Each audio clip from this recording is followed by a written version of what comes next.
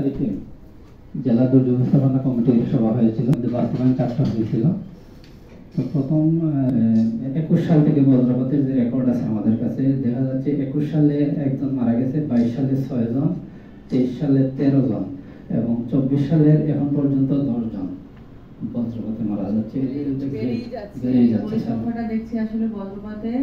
আমাদের আবহাওয়া অধিদপ্তর এটা অর্গানাইজ করেছিল, তখন সেখানে আমরা হবে কিনা এই ধরনের, তো এরকম একটা অ্যাপও আছে, ওই অ্যাপটা থেকে আমরা সংখ্যাটা কিছুটা হলো আমরা কমিয়ে আনতে পারবো। সাম্প্রতিক সময় কালবৈশাখী ঝড়ের কারণে যেটা বলেন স্যার, আপনি গাছপালা লাইন পরে অনেক পরে আমাদের এই কমিটিতে কি রোডসের কোনো যায়, এটা আজকে মিটিং একটা সিদ্ধান্ত থাকবে যে এই গাছগুলো অপসারণ।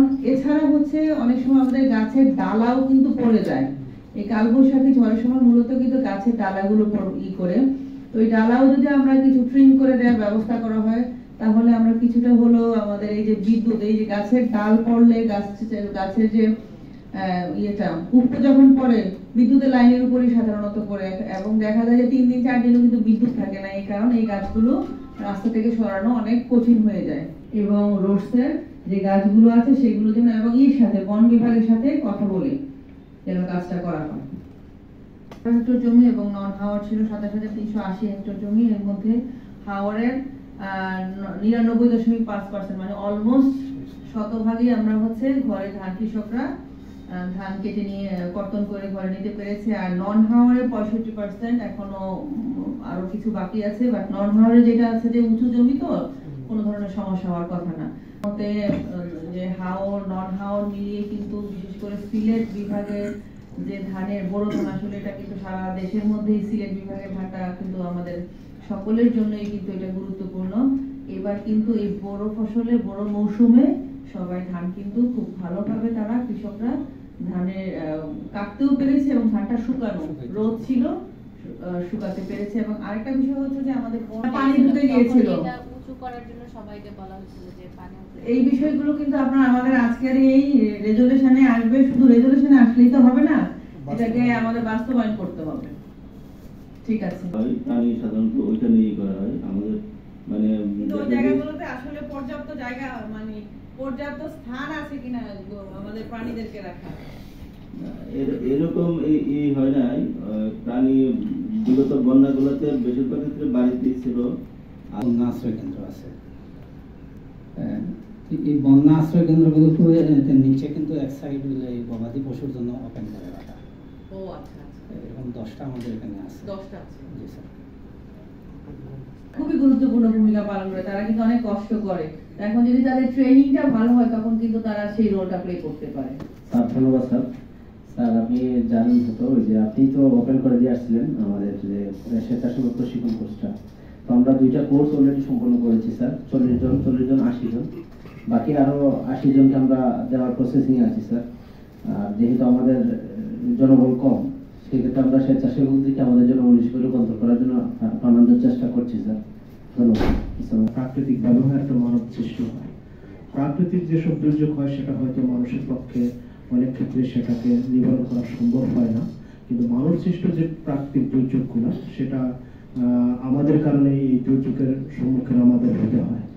আমি একটা বাস্তব উদাহরণ দিতে চাই, মানে আমার বাড়ি মজবুত ঘর, এই বিষয়গুলা আমরা হয়তো কিছু রিউমার শুনেছি ব্রিটিশ সময় এক সময় নাকি পিলার ছিল, সেই পিলারের কারণে ধানের এটা কম ছিল, কিন্তু সেই পিলারগুলো মানুষ নিয়ে যাওয়াতে এটা অনেক বেড়ে গেছে। জানি না এটা বৈজ্ঞানিক ব্যাখ্যা কি, তবে এরপরে যদি সরকারি অনেক জায়গায় এই ধানের প্রতিরোধে নানান রকম ব্যবস্থা গ্রহণ করছে, আমরা যদি সেইভাবে এই ব্যবস্থাটা কিছু করতে পারি, হয়তো এই মৌলবাদের মানুষ যারা হাওরে কাজ করে, কৃষি কাজ সঙ্গে তারাই আসলে বেশি মৃত্যুবরণ করে, তারা এটা থেকে রক্ষা পাবে। তো আজকের যে সবার মিটিং, এখানে অনেকে উপস্থিত আছে, সমস্ত জেলা প্রশাসক মহোদয় এখানে অনেক কিছু দিক নির্দেশনা কথা বলেছে। আমরা যদি সেইগুলা ধীরে ধীরে প্রতিপালন করি, হয়তো আমরা এই দুর্যোগ থেকে কিছুটা হলেও আমরা রক্ষা পাবো। ধন্যবাদ। থাকবো না যে আরো একটা মিটিং করা প্রয়োজন, মিটিং করলাম, আলোচনা হলো। আজকে যে মিটিং এর সিদ্ধান্তগুলো হলো, সেই সিদ্ধান্তগুলোর পরিপ্রেক্ষিতে আমরা আবার 2 সপ্তাহ পরে এটা একটা ফলো আপ নিব। বিশেষ করে যে গাছের বিষয়টা কিন্তু খুবই একটা সেন্সিটিভ ইস্যু। যখন গাছ পড়ে যায়, কারেন্ট চলে যায়, তখন আমরা সবাই সজাগ হই। এখন থেকে যদি আমরা প্রস্তুত থাকি, গাছগুলো মরা গাছগুলো যদি এখনই আমরা অপসারণ করার ব্যবস্থা করি, গাছের ডাল কাটা হয়, তাহলে আশা করি যে অনেকটা আমরা মনে করি যে রিলিভ হতে পারবো, বিশেষ করে সাময়িক যে সমস্যাগুলো হয়। এটা একটা গেল। আর যে বিষয়টা হচ্ছে যে পানি উন্নয়নের বোর্ডের যে আমাদের এক্সেন সাহেবের সাথে আজকে আমাদের কথা হবে, আশা করছি যে ওই যে সমস্যাটা আছে, সমস্যাটা মনুবাদের যে সমস্যাটা, আশা করছি তারা একটা সমাধান আজকে দিয়ে যাবে এবং দ্রুত এটা আমরা মানে বাঁধটা নির্মাণ করতে পারবো। রাজনগরের কাজটা কিন্তু অনেকটা এগিয়ে গিয়েছে, কুলাউড়ার পার্টটুকু কিন্তু এগুচ্ছে আর কি।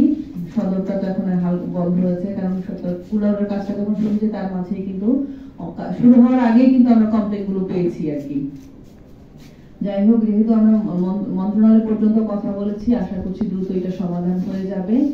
আর অন্যান্য যেই বিষয়গুলো আজকে আলোচনা হলো এবং আলোচনার পরিপ্রেক্ষিতে যে সিদ্ধান্তগুলো আজকে গ্রহণ করা হলো, সেই সিদ্ধান্তগুলো যেন সংশ্লিষ্ট বিভাগ এটা বাস্তবায়ন করে সেটার ফলো-আপ নেওয়ার জন্য আমি আমাদের ডিআরও সাহেবকে অনুরোধ করছি। এবং পরবর্তী সভাটাও আমরা আরেকটা সভা করবো দ্রুত, কারণ এই সময়টাই কিন্তু দুর্যোগের সময়, বন্যার সময়। এই সময়টা আমরা এই সময়টা যে কত মাস পরে যে নিয়ম আছে 2 মাস পরে বা 3 মাস পরে, সেটা ফলো না করে আমরা 2 সপ্তাহ পরে আরেকটা সভা করবো। তো আপনাদের সবাইকে আমি অসংখ্য ধন্যবাদ জানাচ্ছি যে আপনারা এসে